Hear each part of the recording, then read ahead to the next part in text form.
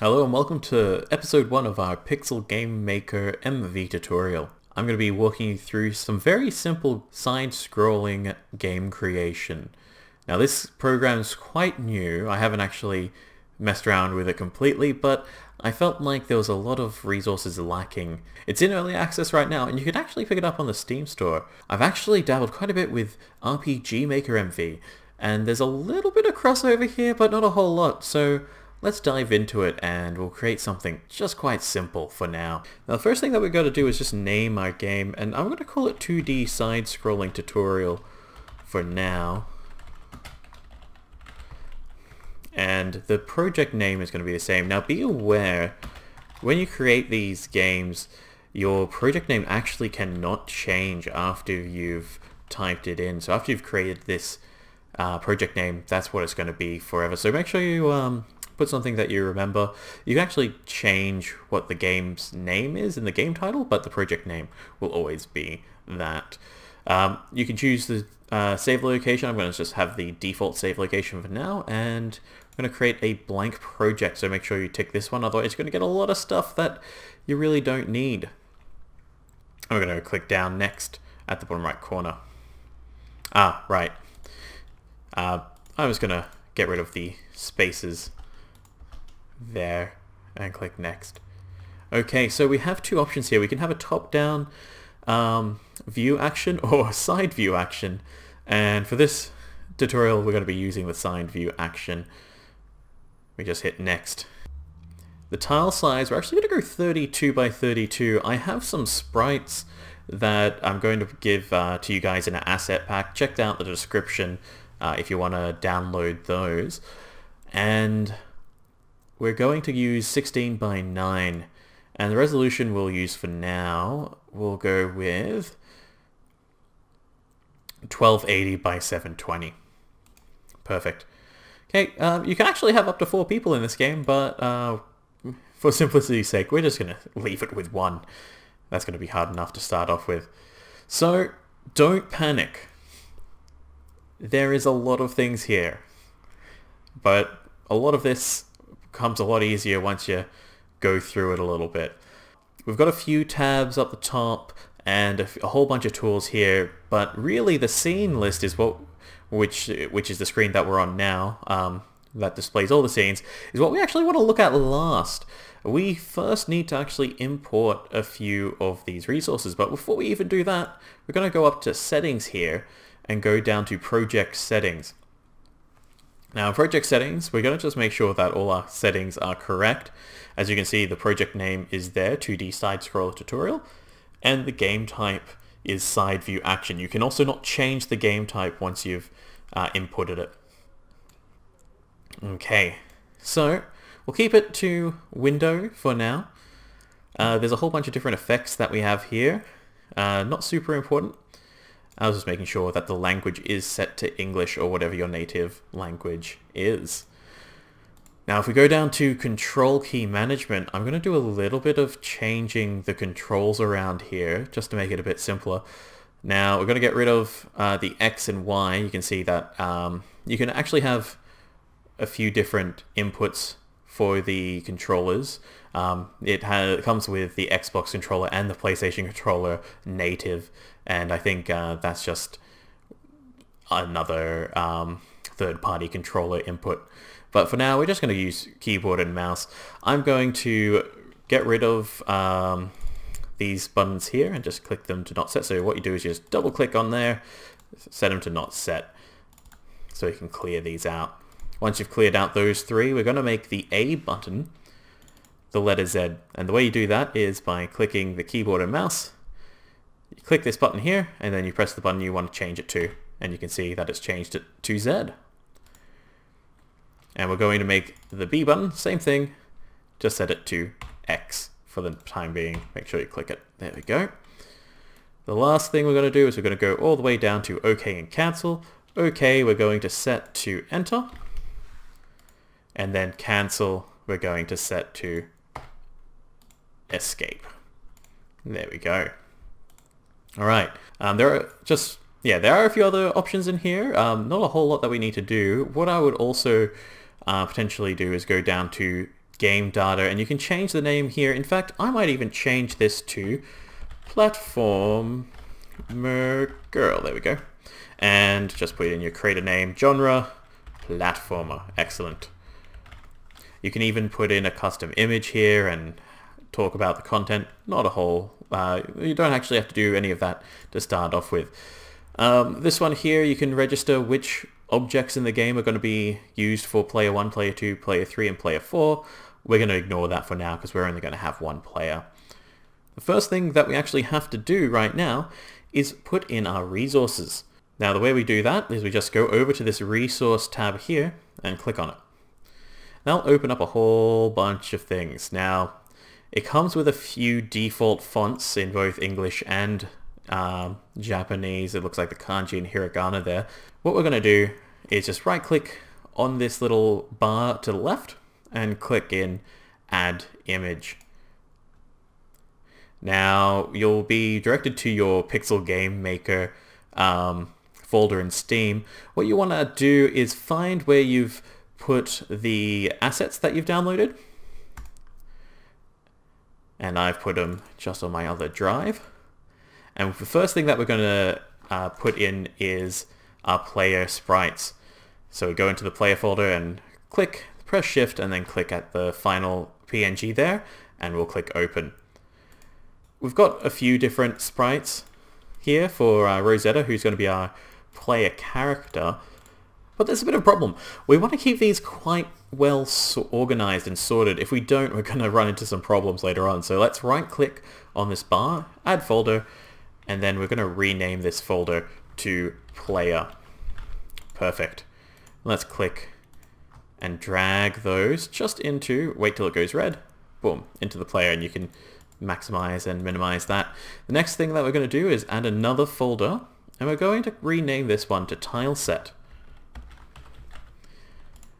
And in this tile set, we're going to add the other images. Now we'll have to go all the way back to where our folder, our asset folder is. Go into tile set, and we're going to click and drag these ones here.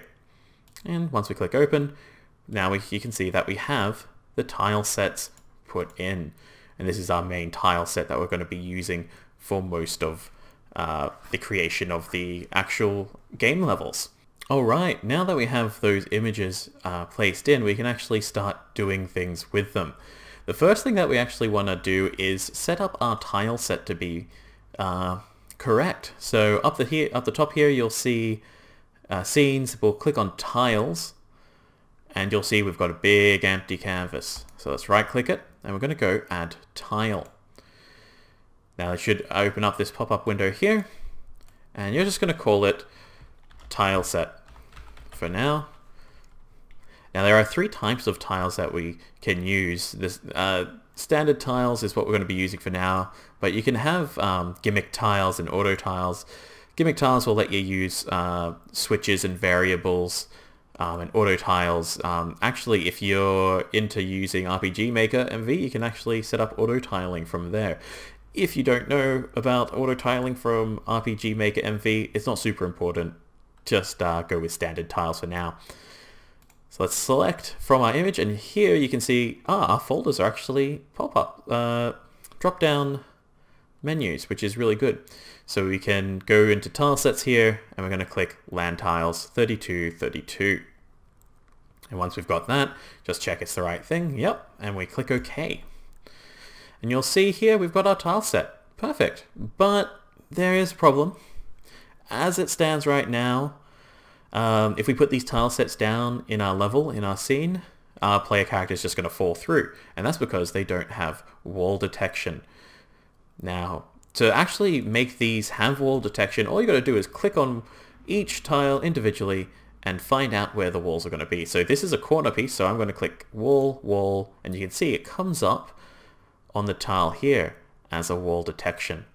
We're just going to go along. So this is the top one, another corner. And this is a little bit time consuming, but it's worth it. Just make sure you do get every single tile. Now this one in the center we don't care about because no one's going to be able to get there. Now this top one is going to be the top and both sides, and this one's just going to be both sides. We don't need the bottom or top for that tile set there. Alright. Now this block here is a standalone block, so we're going to make sure it's tiled on all of its sides. Top and bottom there, and the other corner. And finally, this one here, I'm actually just going to make a wall on the top. That way people can jump below it and not get blocked if you try and go to the jump across its tile. We're not going to deal with any of these for now. We'll leave that to a later tutorial because slopes and things like that work slightly differently. But we'll come back to that at a later tutorial. Okay. So now that we actually have our tiles wall detection set up, what we're going to do is save the game. So this is really important. Hit File, hit Save, always save your project, save it often. Now, we do need to create the character, but before we can create a character, we need to have the animations to go along with the character. And this is quite simple. All we've got to do is we've got to right-click here, and we're going to click Animation. Now this animation we're going to name Player 1. And you'll see there's a few registered animation resources.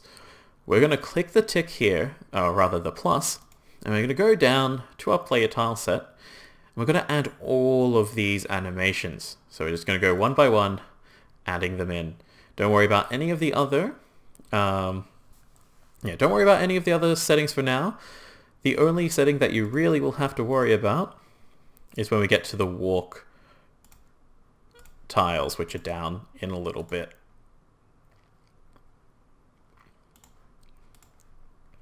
So we add these four.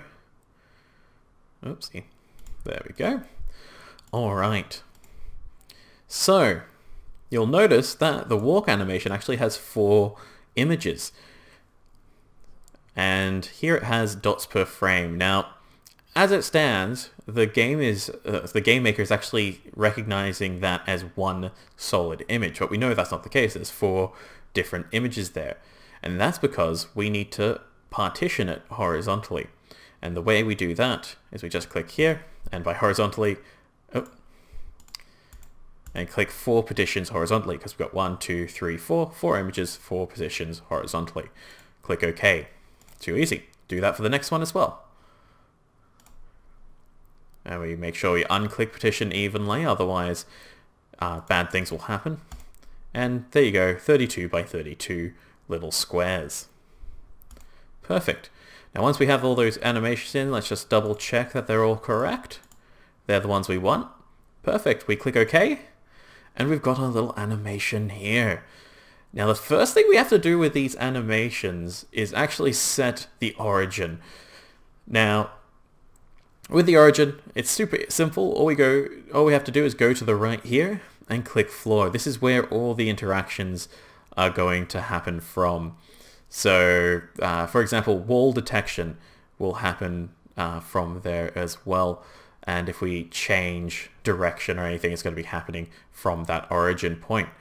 As you can see down the bottom on the right, you want to see that the rotation is happening around the origin point. Okay, so in this little animation list, it seems a bit daunting to start off with, but it's really not. We've got several different motions, several different directions, and several frames. The first thing that we want to do is delete everything. Then we click Add New, right-click the box and hit Add New. And this is going to be our wait animation. And this is just what we're going to do while we're waiting. And once we've got our wait animation in there, we're going to hit our direction. Now, we're going to start with the right direction, actually. And we're going to click Stand _R, this one here. It will give you a little pop-up. Don't be scared of it. It's just saying that if you've done any animation work, because you're changing the tile set, rather you're changing the image, it's going to lose that information. We don't care because we haven't worked on any of it yet. So we hit yes. Excellent. And then we've got our 1 frame of waiting on the right. Now we want to rechange, so this direction is actually which direction we are facing. You may have seen me click this little arrow here. That just means that's whatever the direction that your character is facing when the animation is playing. And we're going to rename this animation right. So that way we've got wait, direction right, and the frame is going to be 1 frame. Perfect. Now, it's not super important that we change any of this because this is just our resting animation. We can even go back here and click infinite loop. Alright. Now what we need to do in our next wait animation is we're going to right click here and we're going to add a new direction. And this time, this direction is going to be left. Perfect. And we're going to click all the way down here, stand left. And it's going to have the pop-up again. Just hit Y. Don't be afraid of it. Perfect. And we're going to hit the left arrow this time around. And we don't have to mess with any of that either. Alright, now that we have our wait animation, we're going to make a new one. That is going to be our jump animation. And we're just going to call it jump. I'm going to change the direction. I like to go right then left with all of my animations, but it's not super important which order you do them in. So I'm going to just choose this and rename it right. Oh, there we go. And I'm going to change it to jump right. Click yes. Okay. And again, this is just going to be a simple animation frame change. It's going to go from this person to this person when it jumps. So this is going to look like that and then look like that when we hit the Z key, which is our A button. We don't have to change anything here. And you do have a few options here. You can add a sound effect and things like that. We're not going to do any of that this tutorial. That'll be left for a later tutorial. Okay. Let's add another direction, and this one is conveniently already facing left for us. Perfect. Now for the hard animation. We're going to do our walk animation. So we're going to call it, I'll just call it walk. Well, alright. Face this direction, and we're going to rename this left. I know I said I always do right, doesn't matter. Now, we need to pick our left walk.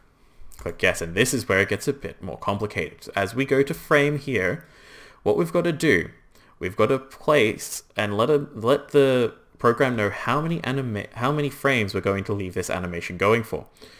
Now, let's leave it for 10 frames for now. And we'll zoom in a little bit as well. This is just the zoom bar down the bottom here underneath. So we got a bit more of a zoom. There we go, 400. All right. We've got 10 frames of this image here. Then we're going to click tick. We're going to click the next image along, and we're going to give it 10 frames. We're going to go tick, next image along, and we're going to give this one 10 frames as well.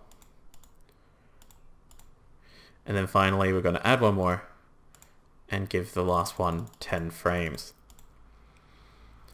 Now, it is important that we go back actually to walk and click infinite loop. That way it will continuously loop the walk animation and make sure it jumps infinite loop as well. Okay, so now we can actually test this animation out by pressing the play button down the bottom left here. It looks really fast, but I've done a little bit of testing with this, and it actually feels very right when we put it into the game. So don't worry, the FPS is currently at 200, which is not right. And I don't know if there's a way to FPS lock that at the moment. Either way, you get the gist of how this animation works. Now, during the animation, you can mess around with a whole bunch of things. You can even say, you know, at what part of the animation there's wall detection and where the collision points are. Again, we're not going to worry about that this time around.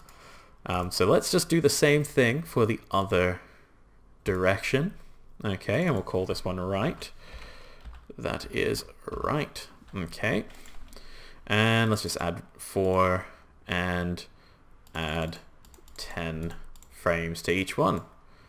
And make sure you do change the image, otherwise you'll get some weird looking animation.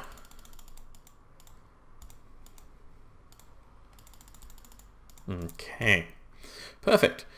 Alright, so now that we have this all done, once again, save your game. Perfect. Alright, we're going to now use this animation right here, this wait, jump, and walk, to create our first character. The way we do that is we just go into objects, and we've got our object list, we right click, and we're going to click add object. And we're going to call this player 1 as well. Under animation, we're going to select player 1, and this player is going to be detected as a player group. You can set essentially teams in the object selection, and whether something like a bullet is going to hit you or if it only hits enemies, things like that. But for now, just click detected as a player in the player group, hits enemy group, good. Now we don't have to worry about any of this, it's already has wall detection with enemies and with tiles. And finally, we're going to select object is controlled by input device, and then we're going to click OK. Before we do, you'll notice that it actually grays out object detected as enemy group, because if it's in the enemy group, you can't actually control it with input devices. It's actually created our little character for us. So we've got 3 states. We've got our waiting state, our walking state, and our jumping state. And in the waiting state, you'll notice that it's already set to, on the right here, our motion's already set to wait. We're just going to go through to jump, click jump over here, and click jump out of the drop-down menu on the right. And below, on the walk, we're going to change it to the walk animation. Don't worry that it changed from left to right. It doesn't matter. It just takes the image of whatever's up the top. And you'll notice that there are actual links between here. So the waiting's linked to both the jumping and the walking. And if you want to have a look at what that means, is when you click the link between waiting and walk, you can see, if any of the conditions are met, and the condition being that the left arrow or right arrow is pressed, it will change to the walking state.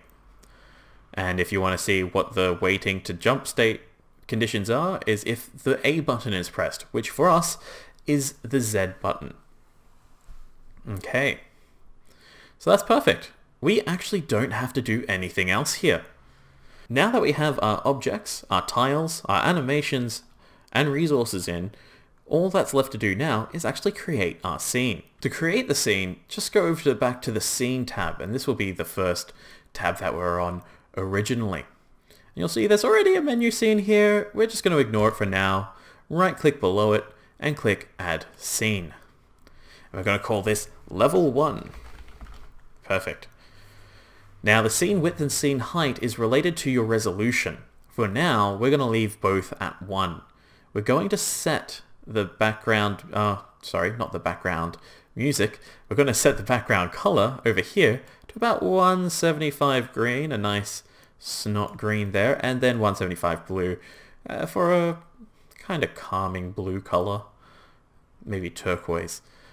And we could even put a background image in here, but we're not going to mess with that right now. We'll scroll down a little bit. Okay. Now you'll see here, we've got what the area is going to be that's actually accessible by the player. For this example, we're going to keep the whole screen accessible, but you could change this to actually, let's just change this to 300 to show you what it does. That means that only that top area is going to be accessible by the player, and the rest you could use for UI, you could use for a whole bunch of different things, but the player is not going to be able to go into that bottom section. So let's put it back up to 720. And same with camera. You can actually set the camera to follow an object, but we're not going to mess around with the camera either in this tutorial. That will be for a later tutorial. You can add different scene effects. If you wanted your thing to be very monochromatic, you could, but let's not mess around with that at all. And down here you'll see that there are gravity settings. You can change the acceleration of gravity to the direction of gravity, and also air resistance. For now, this works actually pretty well. You'll find that the character will jump 1 square up. We can change the gravity later. But for now, let's add a tile set, which is just on the left here under the scene width and height. Click that, and we've already got our tile set selected. And we'll click OK. Now you'll see we've got our new level here. And it's decently sized. Let's give us a bit more room to work with.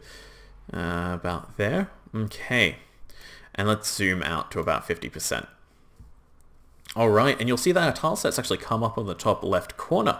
The way that we actually put these tiles down, if you're familiar with RPG Maker or anything like that, you can actually select whole blocks of them or individual segments. There are a few tools here. This one's just a simple drawing tool that whenever you click, it will draw boxes. You can also select several and paint them like so. And if you don't like what you've done, you've got an erase tool as well. And there is also a selection tool. So let's just select these ones here and let's paint a few different things in. So actually, you know what? Let's have a small location. Boom. All right. So I'm just going to do a little bit of building here, building a few different things for our map. It's not super important what your first level looks like, but we can just keep drawing along like so. There we go. Anything below this red line is not going to be seen, so don't worry too much about it, because the camera is not going to go down there. Alright, let's pop that there. Let's give our little person some obstacles to jump over. And then let's finish off with one. Oh, you know what? Let's finish off with some floating blocks. That doesn't look too great. Let's finish like so. Okay. And maybe even just a small one like so. Alright, so this is our starting level. Not a whole lot to look at, but it will do for now. You'll notice there's a whole bunch of different layers up the top here.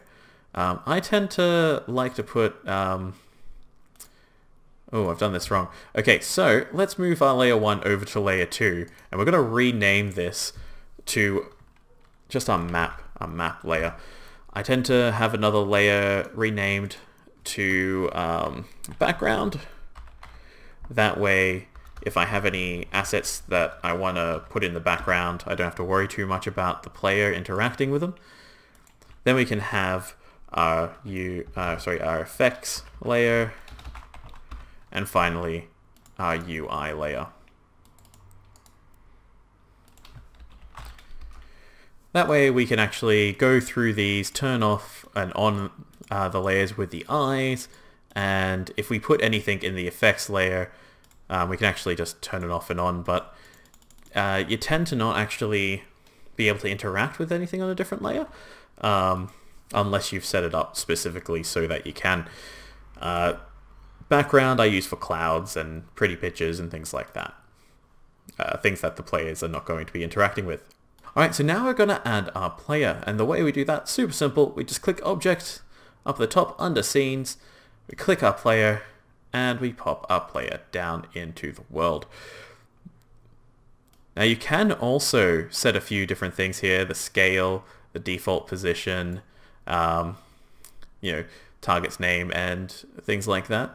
Again, we'll leave that to another tutorial later on. For now, we just want to get this character moving around on the screen. Okay, so now we have our player in, and we have our map created. All that's left to do is test it out. The way we do that is just press the test play up the top right corner, and let's see how we go. Now something I did forget to mention is, if you do make a mistake, you can always press Ctrl-Z. Oh, that's a bit strange.